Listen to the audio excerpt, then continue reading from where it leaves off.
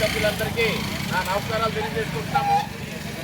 అలాగే ఈరోజు మనకి ఏదైతే ఎన్నికల్లో హామీ ఇచ్చారో శ్రీ నారా చంద్రబాబు నాయుడు గారు, అలాగే మన కూటమి ప్రభుత్వం ఏదైతే హామీ ఇచ్చారో సూపర్ 6 పథకాల్లోని మొదటగా మనకి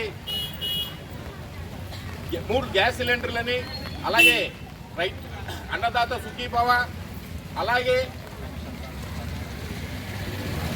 ఏదైతే మనకి 4,000 రూపాయల పెన్షన్ ఉందో అది 3 నెలలు బకాయితో కలిపి 7,000 రూపాయలు ఇవ్వడం జరిగింది. అలాగే తల్లికి వందనం, ఎంతమంది పిల్లలు ఉంటే అంతమందికి, అంటే 3 ఇంటికున్నా సరే 4 ఇంటికున్నా సరే ఎంతమంది పిల్లలు ఉంటే అంతమంది పిల్లలకి 15,000 రూపాయలు చొప్పున తల్లికి వందన పథకానికి శ్రీకారం చుట్టారు.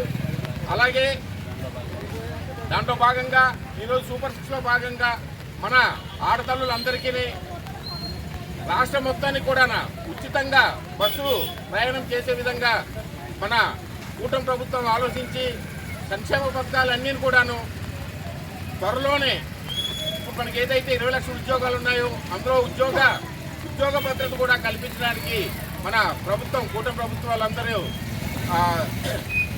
సిద్ధంగా ఉన్నారు. కాబట్టి మనం రేపొద్దున అంటే సంవత్సరంలోనే ఈ సూపర్ 6 పథకంలో భాగంగాన అన్ని సాధించగలిగాం. మనకి ఇంకా 4 సంవత్సరాల్లో ఎన్ని సాధించగలము? ఖచ్చితంగా మనం రేపు రాబోయే స్థానిక సంస్థ ఎలక్షన్స్లోని ఒక జెడ్పీటీసీ గాన, ఎంపీటీసీ గాన, ఒక సర్పంచ్ గాన మన కూటమి ప్రభుత్వం ఏదైతే క్యాండిడేట్లు పెడతారో వాళ్ళు మనం గెలిపించుకున్నట్టయితే ఇంకా ఎక్కువ సంక్షేమ పథకాలు మనకి అందుతాయి.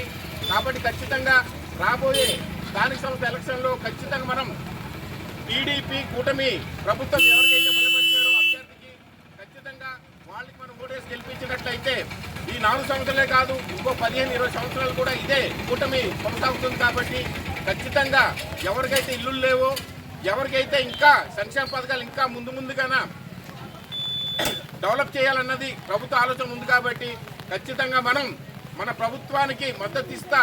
మనకి ఏదైతే ఏజెన్సీలోని ఒక వైసీపీ ప్రభుత్వం మోసం చేసి 2 సార్లు ఎమ్మెల్యే గెలిపించుకోవడం జరిగింది.